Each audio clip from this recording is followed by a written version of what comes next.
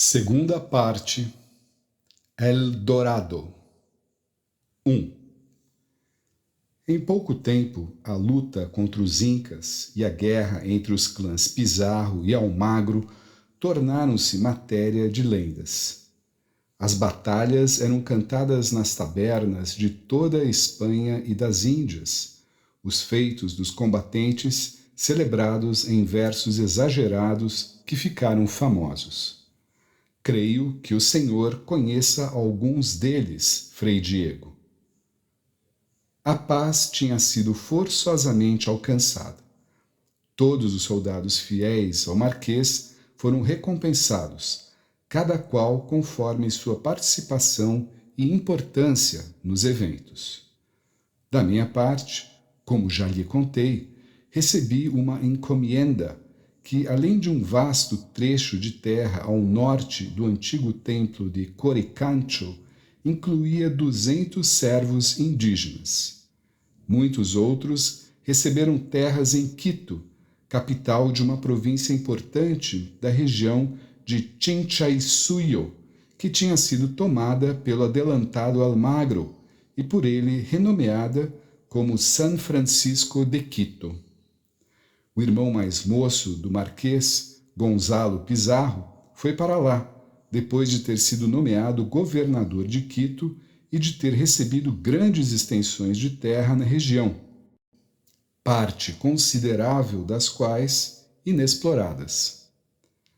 As lendas das Índias, tesouros, batalhas gloriosas, cervos indígenas em abundância, plantas estranhas, animais fantásticos, atraíram ainda mais aventureiros que chegavam da corte fugindo da pobreza, cobiçosos de riquezas e cegos de esperança.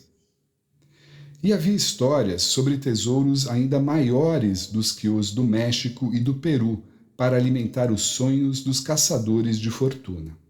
Famintos por ouro e prata, os espanhóis repetiam esses rumores nas ruas calçadas de pedra das antigas cidades incas, nas tabernas e estalagens, nas casas dos capitães e agentes do governo. E os boatos foram repetidos tantas vezes que ganharam corpo e passaram a ser vistos como verdade. Surgiam relatos sobre o Homem Dourado, um rei indígena tão fabulosamente rico que diariamente seus súditos cobriam seu corpo nu da cabeça aos pés com um fino pó de ouro. No final do dia, ele banhava-se num lago de águas plácidas, removendo todo o ouro que se acumulava no fundo das águas há gerações e gerações de chefes dessa nação. Ninguém, porém, sabia onde vivia El Dorado. Os espanhóis que voltavam de expedições ao norte afirmavam que seu reino ficava naquela região, no meio da densa floresta que se erguia nas encostas orientais dos Andes. Era uma região úmida e hostil ainda a ser explorada. Além dos rumores sobre El Dorado, sabia-se que nessa floresta havia canela. Desde que chegamos ao Peru, observamos os incas usando essa especiaria em seus pratos. Eles obtinham a canela das nações remotas que habitavam as florestas cobertas de nuvens. Um dos homens do Marquês, Gonzalo Dias de Pineda, tinha retornado recentemente de uma viagem de exploração, na qual descera os Andes rumo à floresta. Pineda disse ter chegado a um lugar que chamou de Vale da Canela. Soube por alguns nativos que capturou que além do Vale da Canela havia uma terra interminável habitada por povos que se enfeitavam com ouro e joias. Contudo, os exploradores foram atacados por uma nação hostil, os Quijos, e Pineda e seus homens tiveram de abandonar o Vale da Canela. O relato do capitão Pineda somou-se às histórias do El Dorado, inflamando a cobiça insaciável daqueles que já tinham conquistado uma riqueza que jamais teriam conseguido na Espanha, tanto quanto dos recém-chegados e dos outros que tinham lutado e sofrido, mas que ainda continuavam quase tão pobres quanto eram em sua terra natal. O fogo da ganância logo impulsionou Diego de Ordaz, um dos mais importantes capitães que serviam sob o conquistador do México, Hernando Cortés, a ir descobrir se os rumores sobre o homem dourado eram verdadeiros. Ordaz tinha recebido permissão para explorar a região a leste dos Andes do próprio rei Carlos.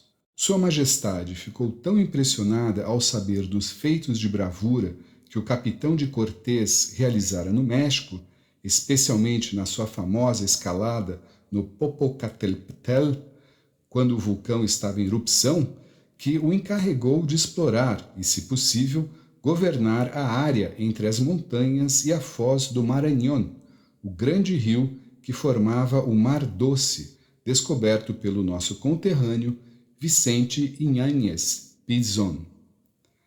Lembro-me que a notícia da descoberta de Pinzón, que recebera permissão de explorar a costa oriental das Índias às suas próprias custas, correu à Espanha.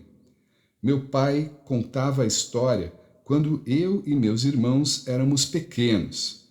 Sempre durante a ceia, o velho, que tinha um gênio alegre e bem disposto, gostava de revisitar suas memórias de soldado e de lembrar as anedotas que ouvira em suas campanhas. Eram narrativas fantásticas sobre terras distantes e criaturas estranhas. Uma das suas preferidas era sobre o imenso Mar Doce que brotava das costas das Índias, tão doce que Pinzón pôde abastecer sua nau de água potável como se estivesse num rio. Por conta disso, essa região ficou conhecida como Mar Doce. Agora, tantos anos depois, chegava a hora de penetrar os mistérios desse lugar. E ninguém melhor para essa missão que o intrépido Diego de Ordaz. No início de 1531, o capitão Ordaz reuniu uma força impressionante para sua incursão. Cerca de 600 homens e 36 cavalos, transportados em 4 navios. Descendo por um grande rio que descobriu ao longo do caminho, o Orinoco, eles alcançaram um labirinto de estuários, onde encontraram nativos ornados com esmeraldas tão grandes quanto os punhos de um homem. Os indígenas falaram sobre uma grande montanha verde, a qual Ordaz imaginou ser de esmeralda pura. Em busca de seu sonho de riqueza, continuou pelo rio até o mar, enfrentando um revés atrás do outro, perdendo as 3 caravelas menores que naufragaram, pondo fim à vida de metade de seus homens. Diante dessa tragédia, Ordaz resolveu retornar, cheio de histórias de riquezas contadas pelos povos que encontrou no caminho.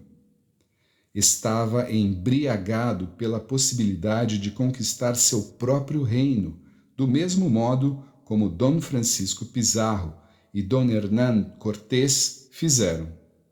Ordaz tentou voltar à Espanha para reunir mais homens e recursos e retornar para construir seu próprio reino, mas morreu no mar de uma enfermidade contraída na selva.